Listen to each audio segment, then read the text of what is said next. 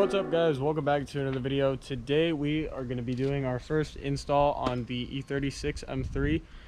The timeline is kind of weird, so I am going to be uploading this after I upload like the reveal video for this car, but I haven't been able to film that yet, so when I reveal it, it's going to have our first install already done.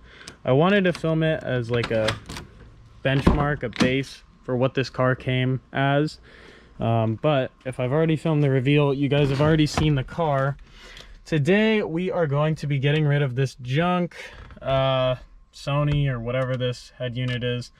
It's interesting because I've never done a stereo install or a head unit install with something that's already aftermarket, already installed. One of two things could be the case.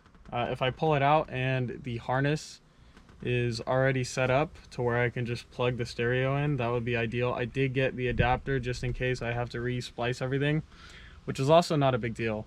It should work just fine, and this head unit is much nicer, so I'm gonna go grab that and show you guys what we got. I've ordered a shifter rebuild from Condor Speed Shop along with a boot, a knob, and the cap that goes on here.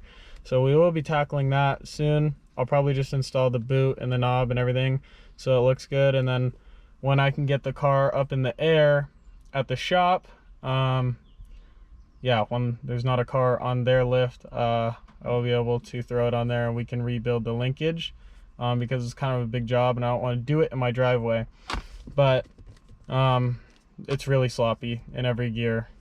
Alright, so right here we have the adapter. I'm not sure I will need this. I'm gonna leave it in the package in case we don't need it. I can just return it, or maybe I'll hold on to it. It was only like 16 bucks, but this is basically worst case scenario if I have to re-splice, which wouldn't be a big deal, especially if the wiring is spotty in there. I wouldn't think so because this car is so meticulously maintained and taken care of.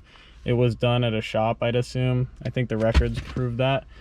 But we have Kenwood here. I was kind of just like, it was kind of an impulse on what head unit to go with, because realistically single DINs kind of all fit the same, so it doesn't really matter which one you choose.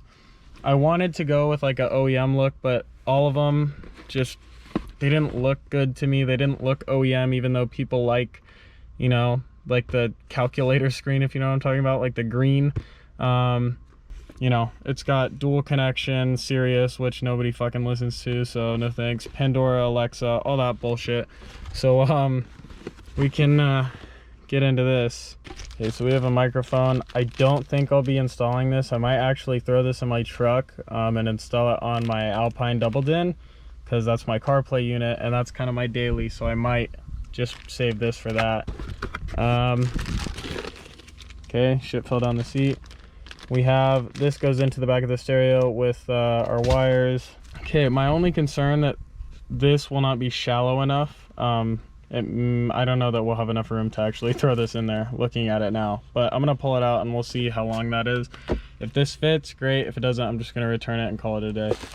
All right, so I'm looking around here, and my last E36, my black one, the guy cut this and made some mount out of like wood, painted it so he could fit the double din that I then took out of that car and put in my truck, because it was like a $600 unit and it was all whopper jawed in here. But in this case, obviously we're keeping our AC and this is a single din. So I was looking around, I couldn't see any screws around here, so I found this button, click that. Looks like there's 2 screws. I don't know if that is what I'm going to be pulling out. I guess I need to find a very small Phillips. Got this Phillips here, and it pulled the first one out with magnetic, but I wasn't careful enough and dropped that second one, and it rolled somewhere down there, so we got to find that. All right, so it looks like I was correct. We can now pull this out in a second. All right guys, so this is kind of just a general rule, and hopefully this helps some of you out. In my previous experience with stereos, make sure you label everything, write it down, take a picture, whatever it takes. So if all this goes wrong and you want to put this back in, say that this head unit doesn't work out and you want to put it back in, please, for the love of God, take a picture of it so you know how everything goes. It also helps with reference where the wires go. If they end up being different colors on the new unit, you can put 2 and 2 together pretty fast and figure it out. But we are at the stage now where I'm gonna label some of these things, and then we'll be ready to pull it out. All right, so now it looks like a mess. Right here is our OEM harness. Thankfully that was not cut into, which is nice. They used an adapter and then got spliced over here. It doesn't look perfect, but I mean the wiring worked, so I doubt that clip is the same. That would be cool though. And then I labeled all of my amplifier cables. I just took a picture and made sure the color was to color. Normally you can just fucking look at the back of the thing, at the back of your new head unit, but just to be safe, I mean, they're poorly labeled, but at least I know. So now comes the process of getting this new head unit installed. I'm gonna look at the back of the new head unit and see if that clip is the same, because maybe we'll be able to just hook it up. Let's see. Okay, this one on the left is the new one. Here's the old one. They're so freaking close, but they are not the same. So that means we will be wiring this to our adapter down here. Actually, I need to double check and make sure this is for this car. We'll see. But I actually have the peace of mind now that the wiring is good, because this kind of looks shot after its age. This kind of just went in there. As you can see, there's these little raised points on the plastic, and they fit in these little slots. So you have to pull this thing all the way back, and then when it's in, it locks like that. So if you guys are curious, I don't know if anybody's doing something that has a similar setup, that's what I had to do. All right guys, instructions aren't too clear on what actually needs to be connected, because on these new units, at least from my experience with my Alpine, if you don't wire certain things up, you'll just get locked out of certain settings. And I want to make sure I have all settings. It's not a double din or anything, and it's also not touchscreen, so I don't know what I'm really going to need.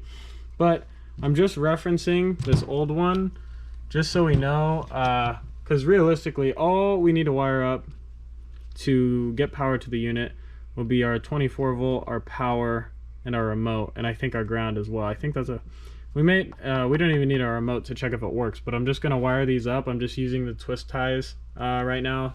I'm not going to solder them because I don't have a gun, a soldering iron. So I'm just going to continue to get these connections, and then we'll test out the unit and see if I fucked up or not.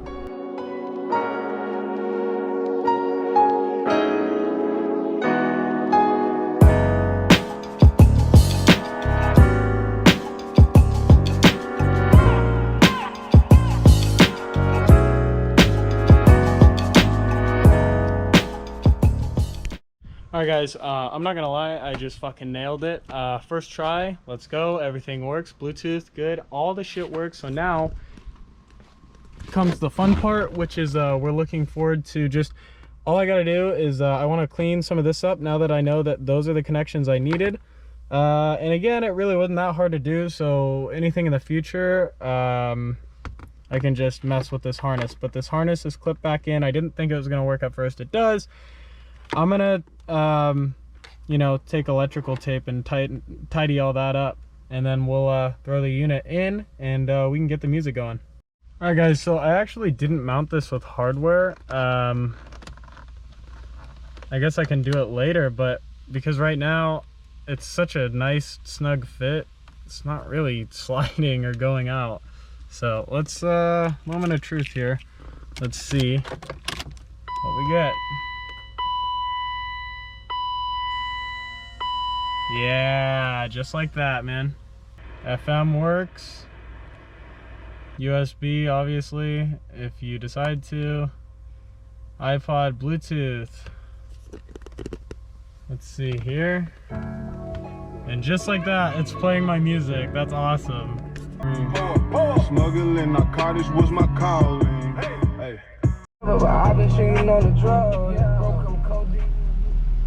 As you guys can see, the oranges are pretty close. That's as close as it's gonna get, and I think it works. I mean, the orange looks pretty good. We'll have to wait till it gets dark, it'll really look cool. But yeah, the orange is working. Like, I didn't think that would be an available color, but it retains that factory look. Alright guys, that is going to wrap up today's video. Hopefully you enjoyed it. Sorry that it was on the GoPro, but it makes everything just way easier to film. Good first mod for the car. I definitely needed it because I wouldn't have done an aftermarket head unit if it wasn't already wired for one. And it has an amp and all that shit set up. It does not have front door speakers right now, so I do want to source some, and then I'll have to pull that thing out and rewire it. But for now, that's good because at least I have Bluetooth connectivity, and it's just much easier than the other one. The other one just sucked, and it hardly worked, and it didn't have an auxiliary, it didn't have USB, it didn't have Bluetooth, it didn't have any of that. It was a unit from 2002. Anyways, thank you guys for watching. Hopefully you enjoyed that first install / mod. Let me know what you want to see next. We have big things coming for this car. Again, one of the reasons I did that was because I know I'll have this car for a while, so it's just one of those mods. Anyways, thank you guys for watching. Take it easy. See you later.